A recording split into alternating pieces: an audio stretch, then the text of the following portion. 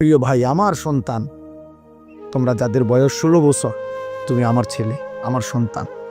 আমার প্রথম সন্তানের বয়স 16 বছর, অতএব 16 থেকে নিচে তুমি আমার সন্তান। আমার দ্বিতীয় সন্তানের বয়স 14 বছর, আমার তৃতীয় সন্তানের বয়স 9 বছর, আমার চতুর্থ সন্তানের বয়স 4 বছর। অতএব 16 থেকে নিচে যারা আমার সন্তান, তুমি এর চাইতে বড় যারা আরেকটু, তোমরা আবার ছোট ভাই। আমি তোমার বড় ভাই হিসেবে বললাম, আমি তোমার বাপ হিসেবে বললাম। এমন বিবেক, নারী দেখে, চুরি দেখে অশ্লীলতা করে, উলঙ্গ দৃশ্য দেখে দোস্ত বন্ধ করে দিও না। দিন যেন মরে না যায়, দিল যেন মরে না যায়।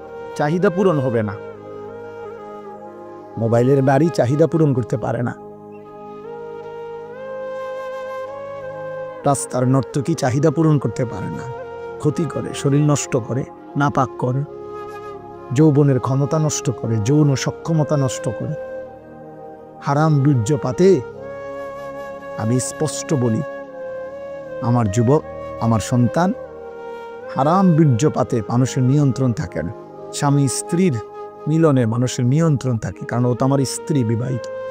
একদিনে শেষ করলে তো জরুরি না, বুঝেন নাই? কারণ আমি তো জানি আমার বিবি, কিন্তু অসভ্য চরিত্রহীন, ওর কোনো নিয়ন্ত্রণ থাকে না, বুঝেন নাই? ওর কোনো নিয়ন্ত্রণ থাকে না। এই জন্য সে তার বীর্যপাত, যৌন চাহিদা পূরণের ক্ষেত্রে কোনো নিয়ন্ত্রণ বুঝে না, সিস্টেম বুঝে না। এই জন্য কখনো হাত, কখনো নাপাক লজ্জাস্থান, কখনো অস্থির ছবি, কখনো উলঙ্গ দৃশ্য, কোনো বেহায়া নারী, কোনো অসৎ বন্ধুর হারাম সম্পর্ক, কোনো না কোনোভাবে নিজের যৌন চাহিদা নষ্ট করে ফেলে। একদিন অসল, অপদার্থ, অকর্মণ্য একটা দুর্ভাগ্য বদনসিব সন্তান হয়ে দুঃখে দুঃখে মরে। যদি কারো বিশ্বাস না হয়, আমার সাথে চলো। আমার কাছে অনেক ছেলের হোয়াটসঅ্যাপে ভয়েস রেকর্ড আছে, অনেক যুবকের সাথে আমার কথা আছে, সম্পর্ক আছে। তোমার কাছে জীবনও কইতো না, ও যে হাফ প্যান্ট তোমাদের কইতো গুনাহরে শেষ করে গেছে। উলঙ্গ ছবি দেখতে দেখতে, নর্তকী দেখতে দেখতে, হারাম দৃশ্য দেখতে দেখতে, বাহ্যিকভাবে দেখতে তো মনে হয় চুল আশ্রাইছে, প্যান্ট কিনছে, পাউডার লাগাইছে, কথাবার্তা কইতেছে, হাসতেছে, কিন্তু শারীরিক সক্ষমতা নাই, অচল হয়ে গেছে, অপদার্থ হয়ে গেছে। দুঃখে দুঃখে মরবে, দুঃখে দুঃখে মরছে। আল্লাহর কসম, রব্বে কাবার কসম করে বলবো, আমি তোমার বাপ, তুই আমার সন্তান হয়ে বল।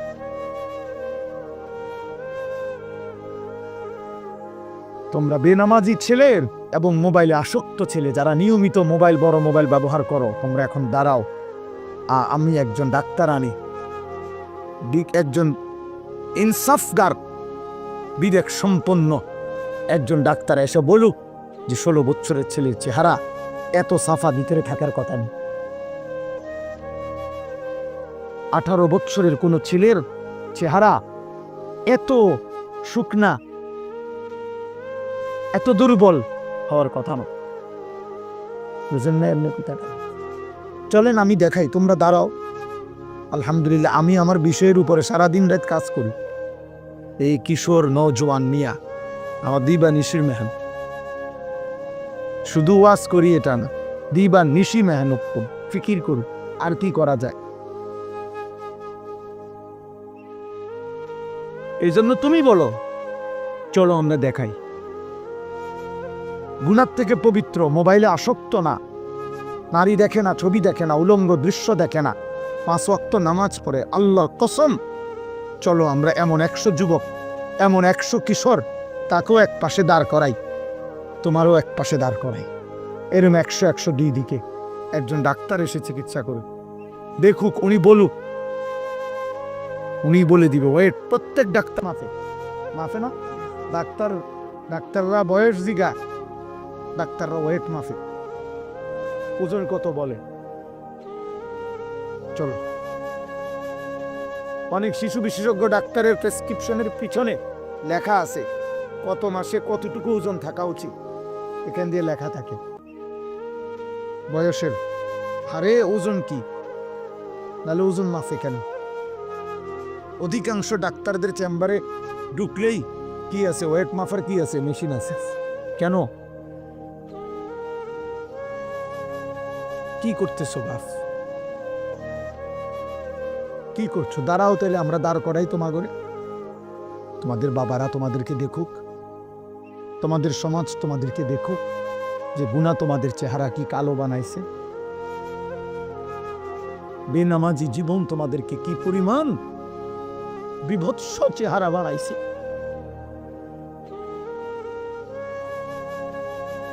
কারে দেখো আব্বা?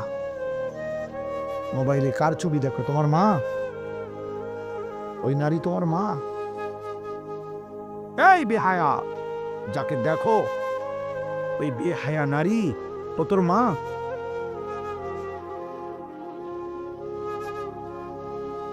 একটা অসভ্য যুবক কল্পনা করে না ফরমান, তোর মাকে যদি কেউ এমন দেখে, তোর বোনকে যদি কেউ এমন দেখে, তোর বিবাহিত স্ত্রীকে যদি কেউ এমন দেখে, তোর কন্যাকে যদি এমন কেউ দেখে, তোর ফুফিকে যদি কেউ এমন দেখে, তোর খালাকে যদি কেউ এমন দেখে,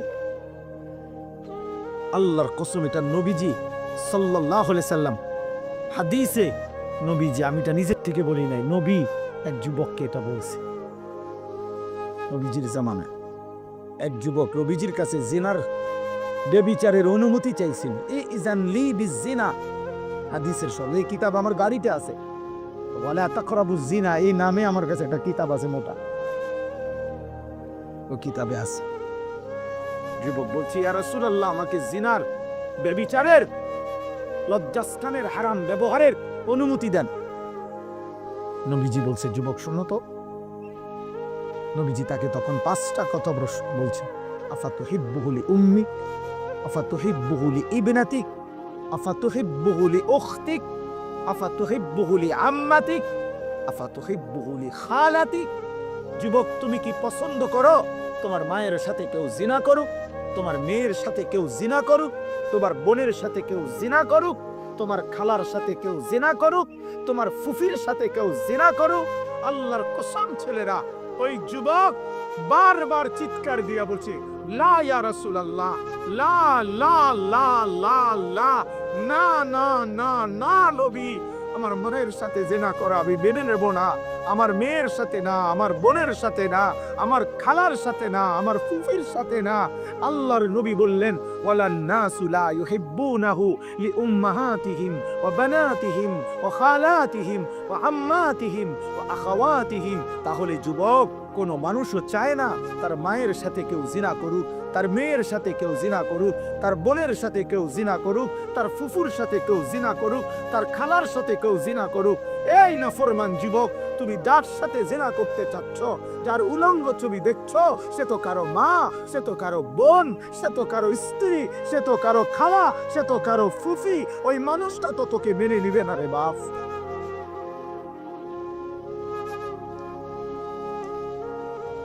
কার মা দেখোস?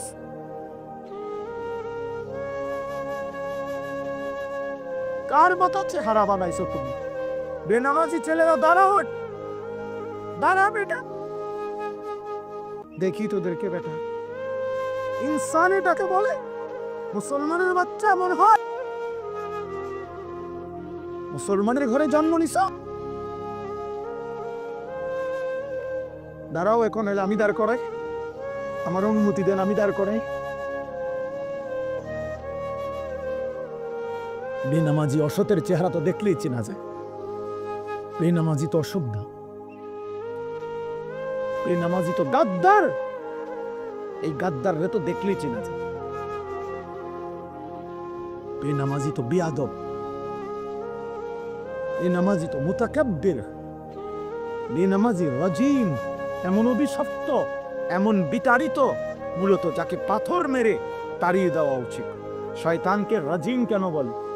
আল্লাহ যেদিন সেজদা দেয় নাই, কোরআন শরীফ আছে, সেদিনই আল্লাহ তাকে বলছে ফখরুজ ফাইন্নাকা রাজিম। আল্লাহ বলছে ইবলিস সেজদা দিলি না, বেরো, বাইরে। আজকে থেকে তুই রাজিম। আউযু বিল্লাহি মিনাশ শাইতানির। এই যে এই রাজিম শয়তানকে বলা হয়েছে যেদিন সেজদা দেয় না। আর রাজিম বলে কাকে? শোনো ভাইয়া, তাফসীরের মধ্যে আছে রাজিম মানে হলো ওই ব্যক্তিকে, ওই সত্তাকে বলে রাজিম যাকে মূলত পাথর মেরে মেরে তাড়িয়ে দেওয়া উচিত। আল মাতরুদ, যাকে বিতাড়িত করে দেওয়া উচিত। এই জন্য অর্থটাই রে বলে যে আমি বিতাড়িত শয়তান হতে আল্লাহর কি চাচ্ছি? এ বিতাড়িত শব্দের আরবি কি? রাজিম, যাকে পাথর মেরে বিতাড়িত করে দেওয়া, এই সমাজচ্যুত করা উচিত। এই জন্য রজম এই তাফসীরে আছে, আমি নিজে পড়ছি। এই জন্য ইসলামী শরীয়তে কোন পুরুষ, বিবাহিত পুরুষ যদি স্ত্রীকে বাদ দিয়ে অন্য মহিলার সাথে জিনা করে, তার শাস্তি হলো রজম, পাথর মেরে হত্যা করা। কোন মহিলা যদি বিবাহিত, সে যদি নিজের স্বামী ব্যতীত অন্য কোনো পুরুষের সাথে জিনা করে, তার শাস্তি হলো তাকে পাথর মেরে মেরে হত্যা করা। এইটাকে বলে রজম। রজম এটাকে কি বলে? এইটা যে শব্দ রাজিম, ওই একই শব্দ। বুঝছেন আব্বা? এটা আল্লাহ পাক ওই দিন বলছে যেদিন সেজদা দেয়নি, যেদিন সে সেজদা দেয়নি, এদিন আল্লাহ তাকে বলছে ফাইন্নাকা রাজিম। এজন্য প্রত্যেক বছর এই সেজদাবিহীন নাফরমান শয়তান মুমিনের, ইমানদারের, এত ঘৃণিত মুমিন প্রতি বছর 8 লাখ টাকা খরচ কইরা, 7 লাখ টাকা খরচ কইরা, জীবনের সম্পদ জমাইয়া, কলিজার সবটুকু ঘৃণা নিয়া হজ্জের সফরে টানা 3 দিন এই অভিশপ্ত শয়তানদের পাথর মারে। ওই যে রাজিম, যে ওদের মূলত কি রাজিম, যে এই জন্য পাথর মারে।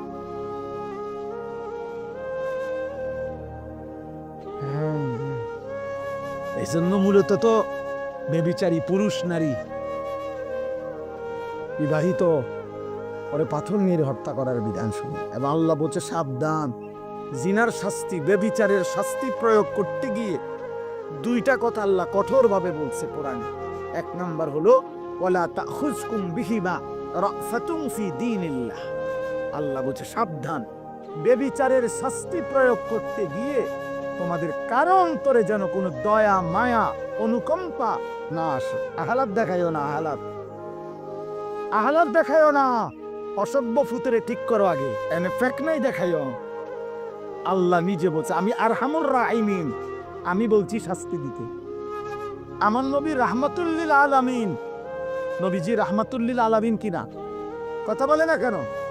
সেই নবী সাল্লাল্লাহু আলাইহি সাল্লাম তার হায়াতে মদিনার জমিনে তিনি নিজ অনুমতিতে সাহাবায়ে কেরামের মাধ্যমে ব্যভিচারী পুরুষকে পাথর মারাইয়া হত্যা করাইছেন, ব্যভিচারী নারীকে পাথর মারিয়ে হত্যা করেছেন, মাইজ ইবনে মালিক আসলামীকে পাথর মেরে হত্যা করাইছেন, গামেদিয়া গোত্রের একজন নারীকে, ইমরাআতে গামেদিয়াকে পাথর মেরে হত্যা করাইছেন।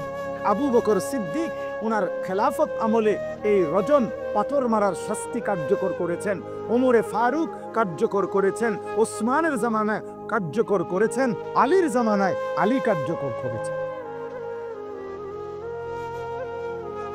তুমি বুঝো আব্বা? আজ যদি ইসলামী খেলাফত থাকতো, আর যদি আল্লাহর জমিনে কালেমার খেলাফত থাকতো, তো তুমি কোনো নারীর দিকে চোখ তুলবা, চোখ খুললা ফেলতো।